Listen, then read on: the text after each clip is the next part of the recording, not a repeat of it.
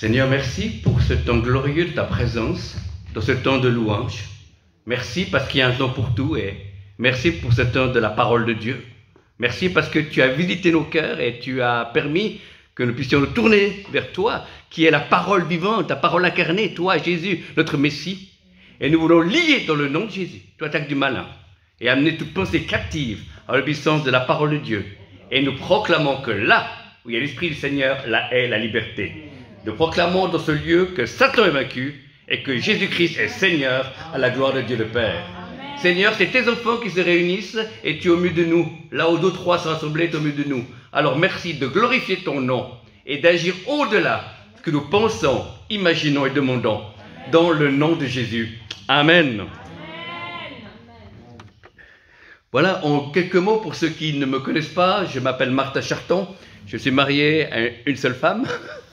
On a un enfant de 17 ans qui fait des études à Lausanne et on a un chat.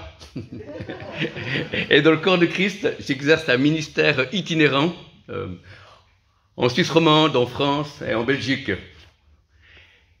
Et c'est une joie de pouvoir venir apporter la parole de Dieu ce matin au milieu de vous. Pendant la louange, j'ai une vision. J'ai vu l'Église et je vous ai vu, vous, comme des photos. Dans le temps, les photos, on les faisait tremper dans des bacs et on voyait le contour des gens, c'était des négatifs. Et on voyait que c'était blanc, mais il n'y avait pas encore de couleur. Il fallait attendre que la couleur vienne. Et après, la photo, elle est entièrement belle. Et là, j'ai vu simplement les négatifs et je vous ai vu en noir et blanc. Et le Seigneur m'a dit, ce que tu vois en noir et blanc, c'est leur corps physique. S'il n'y a pas de couleur, c'est parce qu'ils sont branchés avec moi. Et leur esprit est ancré dans le Christ vivant. Et il y avait une adoration de l'unité qui plaît à Dieu, que j'ai rarement vue dans différents endroits que je voyage. Amen. Soyez bénis, peuple de Dieu. Alors je suis mis devant le Seigneur quand votre pasteur m'a demandé de venir chez vous. Et le Seigneur m'a dit clairement, tu vas parler, le thème de la prédication, c'est le feu de l'Éternel. Amen. Et j'ai dit, Seigneur, tu veux que je parle cela? Il dit, oui, vas-y. Amen. Alors j'obéis, puisqu'on demande que l'Église soit visitée par différents serviteurs de Dieu. Alors je ne suis pas pasteur, hein, je fais partie d'une communauté. Moi je ne suis pas pasteur, je suis pasteurisé. mais je fais partie d'une communauté où on a le privilège que mon pasteur, il est pasteur et prophète. Il a les deux ministères. Alléluia. Et le Seigneur m'a dit, parle sur le feu de l'Éternel. Amen. Et j'ai remarqué que l'Église avance après la pandémie. Et avant la pandémie, l'Église était en marche. Et rien ne s'est arrêté. On va continuer à aller de l'avant. Mais qu'est-ce qu'il y a devant nous? Il y a devant nous beaucoup de défis. Il y a devant nous beaucoup des lois qui peuvent être changées. On voit la guerre en Ukraine, etc., des choses concrètes qui sont là, qu'il n'y avait pas quelques années en arrière. Donc, il y a une certaine résignation ou crainte parmi le peuple de Dieu. Mais notre Dieu est vivant. Amen. Et Dieu désire baptiser de nouveau de Saint-Esprit et de feu son Église. Beaucoup de chrétiens aiment Jésus. Beaucoup d'églises aiment Jésus. Et c'est bon, merci Seigneur. Mais peu de chrétiens et peu d'églises ont le feu de Dieu. On peut peut-être retrouver ce feu de l'Éternel. C'est un feu qui n'est pas une manière de faire, c'est pas une excitation. C'est quelque chose qui vient de la Jérusalem céleste. Quand je me suis approché de l'Éternel, l'Éternel m'a touché et il y a un feu qui est venu. Et c'est pour cela que nous, les personnes prophétiques, il y a un feu qui vient d'en haut. Et vous avez aussi ce même feu, mais il est révélé d'une manière différente. On a tous le Saint-Esprit. Amen. On est tous sacrificateurs à la gloire de Dieu le Père. Mais dans l'option prophétique, il y a un feu qui est bouillant. Il y a un feu qu'on ne peut pas expliquer. Il y a quelque chose qui nous pousse à parler de Dieu, quelque chose qui nous pousse à aimer l'Église et qui nous pousse à encourager l'Église à rentrer dans les projets qui vont encore arriver. Amen. C'est une histoire on a nos vies personnelles, on a nos vies communautaires personnelles et ensemble, mais également on a une destinée. La destinée de Dieu, c'est que l'Église brille. Amen. Et que les âmes soient sauvées. Et il y a beaucoup de personnes qui doivent encore entrer dans l'Église. Et il y a aussi Dieu lève des jeunes ministères, des jeunes des jeunes filles qui ont 28, 29 ans, 30 ans, que j'entends prêcher, prophétiser, qui ont des visions du ciel. Il y a une nouvelle génération de serviteurs de Dieu. Je bénis Dieu pour la présence du pasteur Guillaume Gentil, qui est une génération qui était avant moi. Et il nous a enseigné Et il m'a enseigné, j'ai appris de sa vie, j'ai appris de sa consécration. Et ça l'a permis d'aller de l'avant. Et je suis heureux de pouvoir voir tout ce que Dieu fait encore au travers de lui, son ministère, et des gens de sa génération. Nous voulons honorer nos pères, nous voulons honorer ceux qui ont marché avant nous. Et nous disons que nous sommes heureux de marcher à leur suite. Nous voulons apprendre d'eux, mais nous voulons continuer à rentrer dans notre vocation. Et derrière moi, il y a des hommes et des femmes, des jeunes de 26-27 ans qui commencent à prêcher, qui ont des guérisons, qui ont des miracles, des prodiges, qui vivent des choses fantastiques. Parce que c'est la nouvelle génération que Dieu lève. On est toutes les générations ensemble dans plonger dans cette vie de l'esprit. Toutes les générations ensemble pour adorer Dieu. Toutes les générations ensemble pour sauver les âmes. Et toutes les générations ensemble pour attendre le retour de Jésus. Car Jésus revient bientôt. Alléluia, amen. Nul sait ni jour ni l'heure, mais il revient bientôt. Et les puissants des ténèbres le savent. C'est pour ça qu'il y a beaucoup d'esprits de peur, de crainte, comme vous avez dit ce matin, qui sont répartis sur la terre, parce que cela arrive. Mais nous sommes rachetés. On a passé des ténèbres à la lumière. Et la Bible dit que les portes du séjour des morts ne prévaudront pas contre l'Église. Amen. Et là, Dieu a des autorités sur toute la puissance du malin et que rien pourra nous nuire. Amen. Donc, j'invite à ceux qui ont la parole de Dieu sur n'importe quel support, dans l'Épître aux Hébreux, Hébreux 12, verset 29 pour commencer. Hébreux 12, verset 29. Hébreux 12, verset 29. Notre Dieu est en effet un feu dévorant. Vous voyez, là on voit que c'est un aspect du Dieu. Dieu, il est saint, Dieu, il est amour, Dieu, il est justice, mais il est également un feu. Il est un feu qui brûle, qui ne s'éteint pas. C'est un feu qui est éternel. C'est un feu qui est surnaturel. C'est un feu qui n'est pas de cette création. C'est un feu qui touche l'Église, parce que l'Église a besoin d'être enflammée pour qu'on puisse aller de l'avant. L'Église primitive était enflammée par le feu de l'Esprit. Et nous qui sommes l'Église finitive, nous devons aussi être enflammés par le feu de l'Esprit. Amen. Nous devons accepter. Nous ne pouvons pas nous auto-allumer. Amen. Parce que c'est Jésus qui a dit, je baptise de Saint-Esprit et de feu. Amen. Et nous ne pouvons pas se baptiser nous-mêmes, mais on peut attendre, on peut vouloir, on peut espérer, on peut servir avec notre onction que nous avons. Et tout d'un coup, Dieu va nous toucher, mon frère, ma soeur. Dieu va te toucher, Dieu va te transformer pour que tu deviennes une flamme de feu, pour que tu deviennes un homme et une femme de prière. J'ai vu qu'il y a un esprit de prière, il y a un esprit de la crainte de l'Éternel qui était là quand je suis rentré. Il y avait vraiment cette atmosphère du ciel, et qui sont l'atmosphère de la présence de Dieu. Cultiver la présence de Dieu. Amen. C'est très important. Il y a deux choses qui sont les plus importantes de l'Église, c'est cultiver la présence de Dieu et cultiver les relations avec les uns et les autres. Et dans les églises, soit on a une bonne relation les uns avec les autres, mais il y a très peu de présence de Dieu. Et à d'autres endroits, ils ont une bonne présence de Dieu, mais ils n'ont pas les relations les uns les autres. Il faut un équilibre. Dieu est un Dieu entier. Dieu est un Dieu d'unité. Dieu est un Dieu de douceur et d'amour. Donc, le feu de la passion pour Jésus, c'est quelque chose qui est surnaturel. Moi, je me suis converti en 1989. Pour ceux qui ne connaissent pas mon témoignage, ils peuvent aller voir sur ma chaîne YouTube, Martin Charton. Il y a mon témoignage et d'autres prédications. Et là, Dieu m'a touché. Et j'étais né de nouveau. Et j'ai aimé Jésus tout de suite. Amen. Et bien des années sont passées. J'ai passé par des hauts et des bas. Après, je suis fait baptiser de Saint-Esprit et de feu. Et tout d'un coup, après, il y a eu quelque chose qui brûlait en moi. Ce zèle de la maison de l'Éternel. Il y avait eu un désir de vouloir être dans la présence de Dieu. Pas faire des choses pour Dieu, mais pour être avec lui. Et j'ai compris, il y a quelque chose qui me poussait dans le lieu secret. Quelque chose qui me poussait, pas forcément pour être exaucé, mais j'avais une envie d'être en contact avec Jésus, en contact avec mon Seigneur, en contact avec celui qui est le chemin, la vérité et la vie. C'est lui qui veut me partager son cœur, qui connaît toutes les révélations. Ne pas rechercher les dons, mais rechercher celui qui donne les dons. C'est lui qui est capable. Pas rechercher seulement la guérison, mais rechercher celui qui est l'auteur de la guérison. C'est Jésus, qui est le Seigneur des Seigneurs, le Roi des Rois, et qui revient bientôt. Et il vient chercher une église sans tache ni ride. Et pour que cette église soit sans tache ni ride, c'est pas dire une église parfaite, mais une église qui est passionnée pour Jésus, passionnée pour la parole de Dieu, passionnée pour la sainteté, passionnée pour les âmes qui se perdent, passionnée pour l'intercession et la prière, et une église qui bénit Israël. Amen. Quelle que soit votre théologie. Alléluia. Dieu est un Dieu d'unité, Dieu est un Dieu de feu, Dieu va enflammer nos cœurs, parce que Dieu est un feu dévorant, et il veut visiter son église, il veut que nous puissions être enflammés par lui, se laisser aimer et enflammer par lui, pour qu'on puisse brûler comme le buisson ardent, sans nous consumer, afin que les gens me disent, qu'est-ce que tu as en toi? Tu as une étincelle de vie que j'ai pas, et j'ai envie de connaître le Jésus que tu connais. Amen. L'apôtre Paul dira, mais ne parle pas du discours persuasif de la sagesse humaine, mais c'est une démonstration de force et de puissance. Amen. Il faut que la passion de Dieu revienne avant la puissance de Dieu. Amen. La passion de Dieu doit revenir dans l'Église avant la puissance de Dieu. Amen. Dieu prépare nos cœurs, c'est pour ça que le Covid n'a fait que ralentir les choses, mais n'a rien annulé. Amen. Je le dis, le Covid n'est pas de Dieu. Amen. Mais Dieu a utilisé le Covid pour faire un tri. Amen. Et j'ai découvert un des fruits, Dieu n'a pas envoyé le Covid, mais a permis, c'est que ça a cassé le mur des dénominations, des familles. Il faut avoir une famille d'église, je fais partie d'une famille d'église, le problème. Mais maintenant, il y a des familles d'église qui ne se parlaient pas, des serviteurs de Dieu qui ne se parlaient pas, des chrétiens qui ne parlaient pas, qui se parlaient pas. À cause du Covid, eh ben, on a dû prier par téléphone. On a pu faire d'entretiens par téléphone de différentes personnes.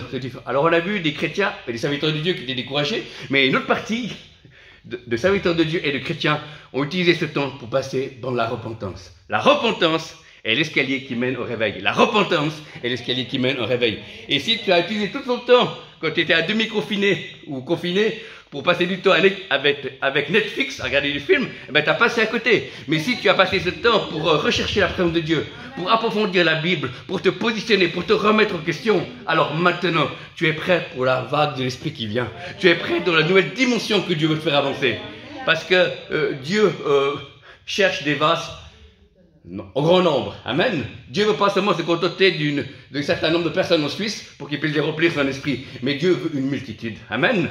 Et Dieu m'a révélé que les personnes qui ne vont pas rentrer dans ce mouvement de l'esprit, ce n'est pas Dieu qui les met de côté, c'est les gens qui se mettent eux-mêmes de côté. Amen. Soit on est avec Dieu, soit on se contente d'un salut avant de marcher. C'est qu'on est sauvé, mais on ne va pas utiliser dans le feu et le réveil qui vient. Amen. Et c'est pour ça qu'il faut se préparer. Prépare ton cœur à la rencontre de ton Dieu. Ton Dieu t'en donne tout ça puissant. Il y a quelque chose de plus. C'est l'intimité. Recherche. Je peux pas, je peux prophétiser sur vous, je peux prier pour vous, mais je peux pas avoir une consécration pour vous. Amen. On est chacun seul devant son Dieu. Seul on s'est converti devant Dieu, seul on se présentera au tribunal à la fin des temps devant lui. Amen. Mais entre-temps, nous devons préparer nos cœurs pour plus de sa présence. Une des faiblesses de l'Église en Suisse romande, et en France et en Belgique, c'est que Dieu a souvent descendu de les réunions à visiter son peuple. Amen. Allez, réellement, une authentique visitation de cet esprit. Mais Dieu veut plus. Dieu voulait habiter. Amen. Et les chrétiens ont dit, oui, on est heureux de les réunions, Dieu vient nous visiter, c'est très fort. Et après, les gens vivent différemment, perdent la présence de Dieu. Amen.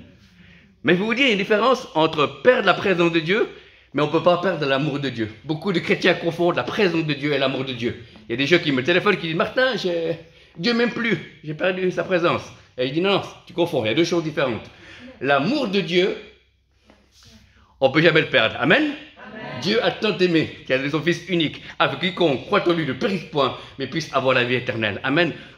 L'amour de Dieu, on ne le perdra pas. Parce qu'il nous a aimé le premier, dit la Bible. Amen. Il n'y a rien que tu peux faire ou que je puisse faire pour que Dieu m'aime plus. Nous avons tout pleinement en lui. Amen. Qu'on soit de l'obéissance ou de la désobéissance, Dieu nous aime. Amen. Comme Dieu aime encore les gens qui ne sont pas encore sauvés. Amen. Il les aime parce qu'il les a créés. On est à l'image de Dieu. Amen. Par contre, on peut perdre la présence de Dieu. On peut attrister l'état d'esprit et là, on a besoin de repentance pour retrouver la présence de Dieu. Alors là, oui, on peut la perdre. Amen. Et quels que soient nos péchés graves, ou moins grave, j'ai remarqué qu'il y a certains péchés, on peut retrouver plus facilement la présence de Dieu parce que c'est moins grave. Amen. C'est un peu comme au football, il y a des fois des fautes que les footballeurs font, ça s'appelle faute involontaire. Voilà, on fait tomber l'adversaire, l'arbitre siffle, voilà, mais il n'est pas pénalisé. Et puis il y a des fautes plus graves, on a un carton jaune, voilà. Et bien avec Dieu c'est la même chose, il faut faire des fautes un peu graves, et puis on a un carton jaune, et bien on retrouve cette présence progressivement, on la retrouvera. Et ça c'est la bonne nouvelle, on peut facilement perdre la présence de Dieu, mais on peut facilement la retrouver. Amen, alléluia. Dieu a dit, si ton père et ta mère t'abandonnent, moi dit l'Éternel, je ne t'abandonnerai pas. Amen, alléluia. On est sûr, quoi qu'il arrive, qu'on soit de l'échec, de la maladie ou de la réussite ou de la gloire, eh bien, Dieu nous aime. Amen. Et ça, c'est une vérité. Dieu m'a révélé pourquoi Jésus a pu aller à la croix, parce qu'il se savait aimé du Père. Amen. Tous les hommes, les femmes de Dieu, les églises, les mouvements de réveil qu'on peut passer au travers de la critique, au travers de la persécution, ont su qu'ils étaient aimés du Père. Amen. Et l'Église de la fin des temps sera une église qui connaîtra le cœur du Père. Amen. Alléluia. Une église qui connaîtra le cœur du Père, pas seulement les versets, mais qui vivront. Ils auront aussi une connaissance du Saint-Esprit, qui est l'esprit de feu, l'esprit qui est en nous, sur nous, et qui agit au travers de l'Église. Alléluia. Et une connaissance de Jésus, qui intercède pour nous, et qui revient bientôt. Waouh!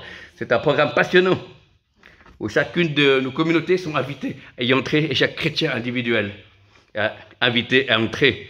Donc, le feu de la passion pour Jésus. Et c'est...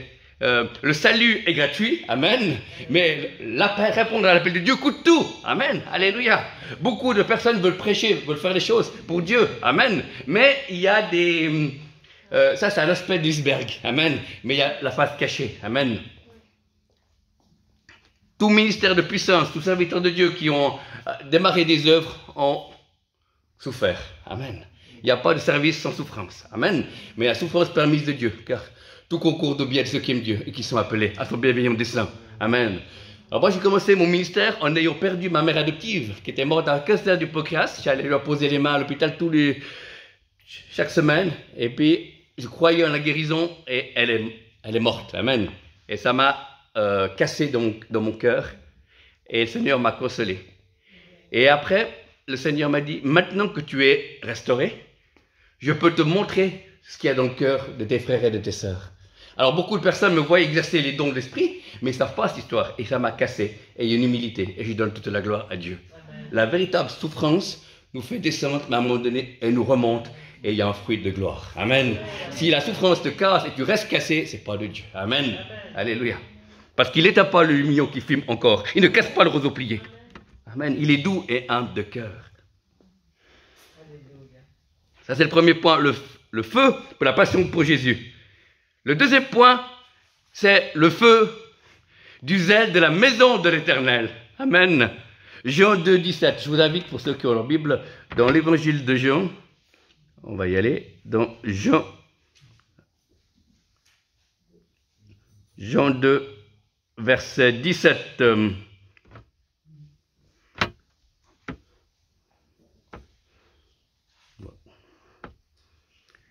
Ses disciples se souvinrent qu'il est écrit « Le zèle de ta maison me dévore ». Amen.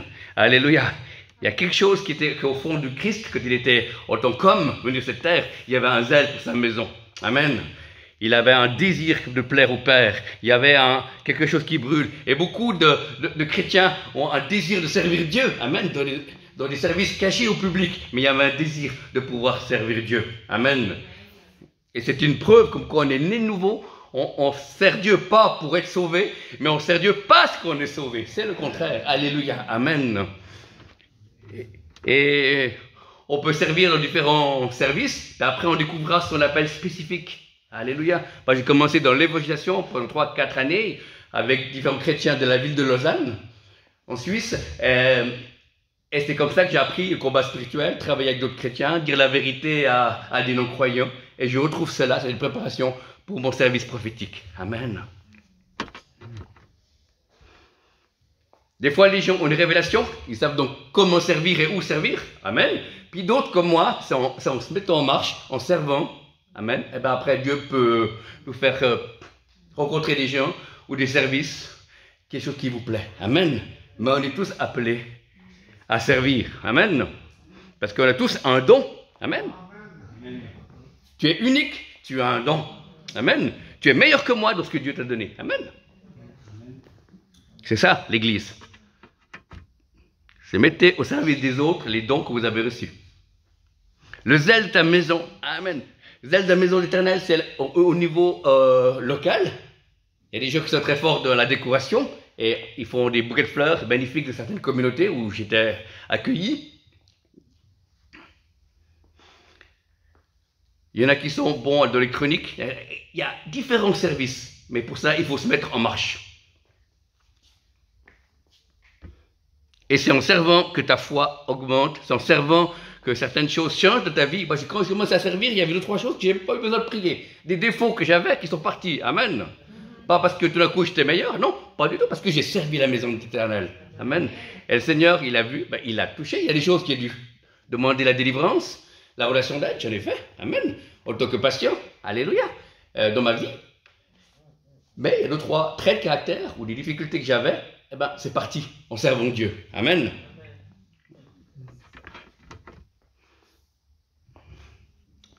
Le zèle de ta maison me dévore, amen. Alors, depuis tout jeune converti, j'étais influencé de bon côté par un homme de Dieu qui était Pierre Truchel. Et puis toute l'équipe de Grenoble, on allait faire des conventions, c'est là que j'ai rencontré Daniel Guillaume-Gentil. Et on découvrait des ministères d'apôtres, de prophètes, des gens qui enseignaient, qui apportaient la présence de Dieu, un enseignement de qualité. Et ils avaient vraiment le zèle pour la maison éternelle. Et ça donnait envie, amen. Envie de passer du temps avec Dieu, pas envie d'être comme eux, parce qu'on n'est pas forcément appelé à un ministère d'Éphésiens 4:11, mais envie en tout cas d'être transformé par Dieu, pouvoir passer du temps avec Dieu. Et c'est ça le but de chaque ministère. C'est d'équiper les saints aussi, mais également donner envie de passer du temps. Si plusieurs qui m'écoutent aiment plus Jésus après cette réunion, l'objectif est atteint. Amen. Ça, c'est Michel Chevalier qui dit, certains orateurs, une fois que tu les as écoutés, tu as encore moins la foi que quand tu es entré. Amen. Mais non, ce n'est pas le cas. Hein. Le but, c'est de pouvoir transmettre la foi. Alléluia. Pour que les autres puissent avancer. Amen. Comme je dis toujours, mon plafond puisse être le plancher pour la nouvelle génération de serviteurs de Dieu qui s'élève. Amen. Alléluia. On va de gloire en gloire. Le zèle de la maison de l'Éternel.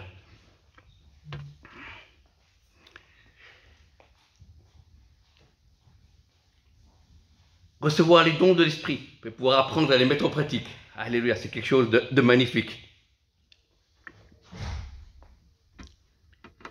Et là, je vous partage l'observation. Peut-être Daniel va être d'accord avec moi, puisqu'il a aussi prêché plusieurs fois dans plusieurs églises. C'est qu'il y a plus souvent dans des églises des femmes, toujours plus nombreuses, celles qui exercent les dons de cet esprit que les hommes. En tout cas, dans toutes les réunions que moi j'ai été, en Belgique, en France, dans les églises, voilà. Amen, on bénit vos les sœurs. Mais pour les frères qu'il faut, il le faut aussi bien. Gloire à Dieu, on a besoin de chacun et de chacune. Alléluia. Donc on a vu la passion pour Jésus, pour la personne de Jésus, et on a vu le zèle pour la maison de l'Éternel. Voilà, le zèle aussi pour aussi donner de son temps, donner de l'argent, et surtout l'Église a besoin de prière. Amen. Prière d'intercession, prière d'écoute, etc. La prière doit être le poumon du chrétien comme de l'Église. Amen.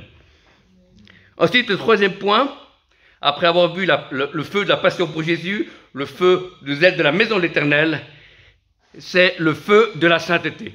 Amen. À un moment donné, si on veut avancer avec Dieu, il y aura le feu de sa sainteté. Alors, on va voir. Si je ne suis pas trompé de verset, non, c'est Hébreux 12, verset 14. Alors, on va aller dans l'Épître aux Hébreux. Hébreux 12, verset 14.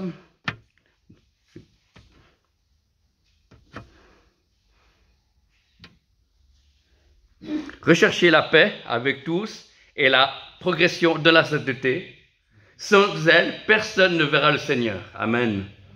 Voilà. Alors, Saint, Saint, Saint est l'Éternel des armées, et toute la terre est remplie de sa gloire. On a vu Ésaïe, dans Ésaïe 6, on voit Ésaïe qui est un authentique prophète de l'Éternel en Israël. Il a servi Dieu bien des fois, et tout d'un coup, au chapitre 6, il a une révélation. Il voit le Seigneur, la robe et les anges. Amen. Et là, il tombe à genoux, il dit Saint, Saint, Saint est l'Éternel des armées. Alléluia. C'est pour ça, à un moment donné, quand tu sers Dieu, si tu as un authentique serviteur de Dieu, servante de l'Éternel, tu vas être confronté à la sainteté de Dieu. Dieu a dit à Moïse, enlève tes chaussures car l'endroit où tu es un lieu saint. Amen. Il n'a pas dit, fais ça de ton cœur. Non, physiquement, il a enlevé. Amen. Donc, nous devons apprendre. La sainteté, qu'est-ce que c'est? La sainteté, c'est être mis à part pour Dieu. C'est pas ne plus faire des choses. La sainteté, je vais vous dire ce que c'est très simple, m'a dit un prophète. La sainteté, c'est enlever tout ce qui empêche la croissance de la présence de Dieu en toi ou dans l'église. Amen. C'est ça. C'est pas le fait de pas fumer, c'est pas on doit pas. C'est une raison. Et dans l'église, des fois, à certaines périodes, j'ai remarqué qu'on a dit aux gens de ne pas faire des choses, mais on les a laissés vides. Donc ils ont, pour un temps, plus fait, de recommencer parce qu'il n'y avait rien qu'à remplacer. Et moi, j'ai découvert que les choses qui commençaient à renoncer, j'ai vu qu'il y avait plus de présence de Dieu, plus de paroles prophétiques précises, plus désir de prier. C'est pour plus de désir. Alors là, je suis d'accord. D'abord donner ça, d'abord donner ceci ou cela. Amen. Et chacun est différent. Amen. Et c'est ça. Et on peut faire vivre la sainteté dans la joie et dans la paix. Amen. C'est pas on ne doit pas, c'est simplement, je le fais pour qu'il y ait plus de la vie de Dieu. Amen. Il y a un homme de Dieu, je ne sais plus qui c'est, dans les années 50, un ministère de guérison. Il a reçu de Dieu, c'était pour lui, de ne plus manger de pâtisserie. C'était ce qu'il avait reçu de Dieu. Et c'était incroyable, il était parmi les serviteurs de Dieu des années 50 qui avaient le plus de résultats dans la guérison. Et quand il disait son secret, il disait c'est la prière, et puis Dieu m'a demandé de ne plus manger de pâtisserie. Donc c'est un des seuls serviteurs de Dieu qui à l'époque ne mangeait pas de pâtisserie. Amen. Voilà. Et parce que Dieu l'a demandé, c'est pas qu'il va ouvrir une église maintenant, l'église de ceux qui ne mangent pas de pâtisserie. Pas du tout, non, non.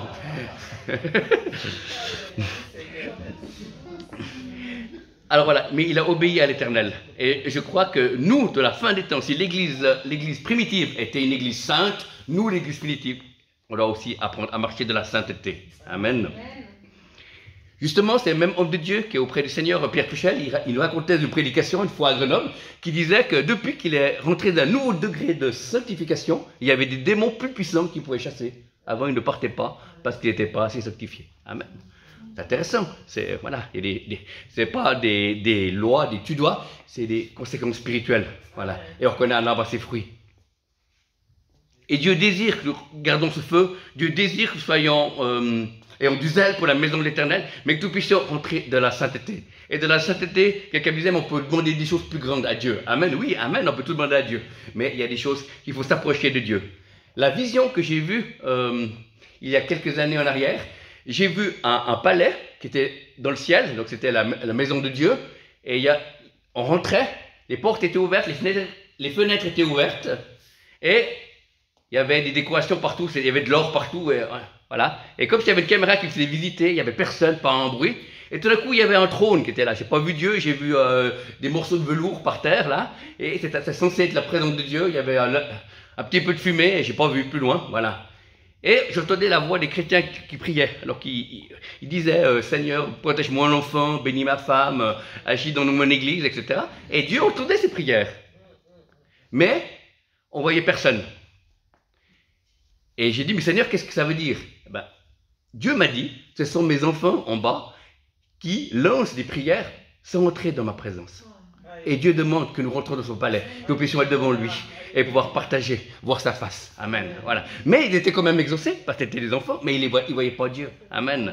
Et des fois, on est trop pressé de pouvoir amener un sujet, même brûlant ou même important pour nos vies, mais on doit s'approcher d'abord de Dieu. Amen. Avec respect. Parce que Dieu, c'est pas ton petit copain. Dieu, il est le roi des rois. Il est le Seigneur des seigneurs. Il est le créateur de l'univers. Il est celui qui mettra Satan dans les temps de feu, mais qui te couronnera également de gloire et d'honneur. Amen. On passera l'éternité avec lui. Et il y a un respect de s'approcher de Dieu. Amen. On doit avoir une crainte de Dieu. On doit honorer Dieu dans nos vies et surtout dans le lieu de culte. Amen. Dans le lieu de réunion. Amen. Et ça nous permet de rester humbles. Et on a eu un échantillon ce matin quand tout le monde s'est mis à genoux, plusieurs personnes sont mis à genoux. C'est fantastique. Il y a vraiment ce respect, ce saint respect de Dieu. Amen. Mais des fois, dans nos milieux, il y a eu un peu la mentalité du monde et Dieu est devenu notre petit copain. Amen. Et Dieu n'est pas ton petit copain. La Bible dit que Dieu parlait à Moïse comme un ami. Mais Moïse avait la crainte de Dieu quand il montait sur le mont Sinaï. Il n'allait pas comme ça. Hein? Non. Amen. Dieu est un Dieu saint. Mais il nous aime. Il est plein d'amour, toujours lent à la colère, riche de bonté et plein de miséricorde. Et tant qu'il n'est pas revenu, il y a l'espérance. Pour les membres de notre famille qui ne connaissent pas Dieu, il y a l'espérance qu'on puisse servir Dieu et rentrer dans un ministère qui nous plaît. Il y a une espérance. Parce que la paix, l'amour, la joie et l'espérance font partie aussi du royaume de Dieu. Et Dieu est unique. Dieu veut accomplir pleinement des choses au travers de son Église, mais également dans l'Église. Amen. C'est pour ça que c'est important la restauration. Amen. La restauration, particulièrement pour ceux qui prophétisent, parce qu'il ne faut pas que nos cœurs aient de la rancœur pour que les prophéties ou les paroles que nous disons, qui même, les révélations viennent de juste, on voit qu'il y a comme des blessures encore, parce qu'ils ont été blessés dans l'Église. Amen. Et le Seigneur m'a aussi réparé dans ce sens-là. Et voilà. Donc après maintenant, pourquoi? Parce que Dieu veut nous réparer, pour qu'on puisse prophétiser dans l'église, pour tout le monde, parce qu'on peut tous prophétiser, alléluia, amen. Pas besoin d'être prophète, on peut tous prophétiser, pour qu'on puisse aimer l'église inconditionnellement, amen. Et combien de fois j'ai vu des personnes qui avaient un authentique don de prophétie, qui ont prophétisé, mais qui sentaient dans les paroles, la révélation était de Dieu, mais la manière comme ils transmettaient, il n'y avait pas d'amour, il y avait une dureté, ça cassait. Et pourtant c'est dommage parce que l'étincelle venait vraiment d'en haut. Et ces gens-là ont besoin simplement de conseils et de restauration. Amen. Alors n'ayons pas peur, continuons, avançons avec prudence. Seigneur, je vais te prier pour chacun ici au milieu de nous, te prier pour ceux qui doivent retrouver une passion pour Jésus. Dans le nom de Jésus, je prie que tu touches les frères et les sœurs qui ont besoin, qui aiment Dieu, qui servent peut-être déjà Dieu, mais qui ont besoin de trouver une passion. Ce feu, tu les touches maintenant, dans le nom de Jésus, ni par force, ni par puissance, par l'Esprit de Jésus, dans le nom de Jésus. Amen. Je prie pour ceux qui hésitent de s'engager pour la maison de l'Éternel, ou ceux qui sont découragés, qui passent par un découragement. Je prie que tu puisses les renouveler leur force pendant la marche, et je proclame sur eux ce verset qui dit: les jeunes gens et les jeunes filles se fatiguent, mais ceux qui se confient en l'Éternel prennent leur envol comme des aigles, dans le nom de Jésus. C'est renouvelé dans le service pour Dieu, dans le nom de Jésus. Amen. Et pour ceux qui ont abandonné ou ont été découragés de chercher une vie sainte, je prie qu'ils puissent se remettre au chemin, Seigneur, en sachant que c'est possible. Et c'est toi qui crées en nous le vouloir et le faire. Je prie que la sainteté puisse devenir aussi une manière de vivre, comme l'adoration est une manière de vivre, mais que la sainteté puisse venir individuellement et communautaire pour que nous puissions voir ta gloire, Seigneur, dans le nom de Jésus. Amen et amen. Le Seigneur dit: je suis là pour venir réformer les cœurs. Je suis là pas pour te condamner. Je suis là parce que tu aimes la vérité. Je suis là parce que tu es mon fils, tu es ma fille, et que je t'ai connu avant la fondation du monde, et que tu as permis que je nettoie ton cœur encore et encore. Et le Seigneur dit: parce que tu t'es humilié devant moi, je t'élèverai au temps convenable. Je suis l'Éternel ton Dieu, l'Éternel vivant, et je suis là pour toi. Je t'aime quand tu es dans la maison des saints, je t'aime quand tu es tout seul chez toi, parce que tu es mon fils, tu es ma fille, et il veut faire de toi un olivier verdoyant de la maison de Dieu. Ne te décourage pas, ne regarde pas aux médias, ne regarde pas aux politiques, regarde à ma parole qui est oui et amen. Recherche ma gloire, recherche ma paix.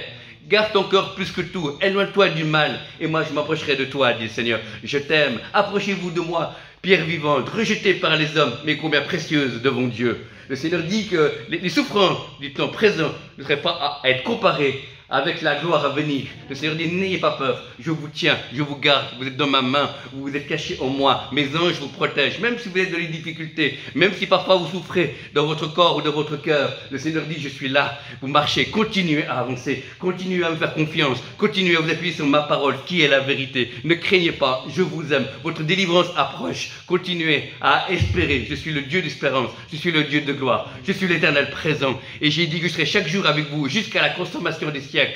N'ayez pas peur, continuez à me faire confiance, ouvrez vos cœurs, recevez mon pardon, recevez ma vie, soyez renouvelés. Le chemin est long, mais je serai avec vous. Ne traînez pas des regards inquiets, je n'ai pas changé, je suis le même hier, aujourd'hui et éternellement. Que celui qui a les oreilles écoute ce que l'Esprit dit à l'Église. Alléluia. Amen. Alléluia. Amen. Alléluia. Gloire à Dieu. Merci Seigneur. Maintenant, on va passer à un temps prophétique où le Seigneur parle aussi pour des paroles personnelles. Amen. Allez, ça c'était une pensée qui est venue. Je vous soumets ces paroles. Voilà, pour l'Église. Hein, il y a des paroles qui sont communautaires. Il y a des paroles pour des nations. Alléluia. Et il y a aussi des paroles communautaires et individuelles. Et là, on va passer un temps de prophétie individuelle. Donc, on va y aller.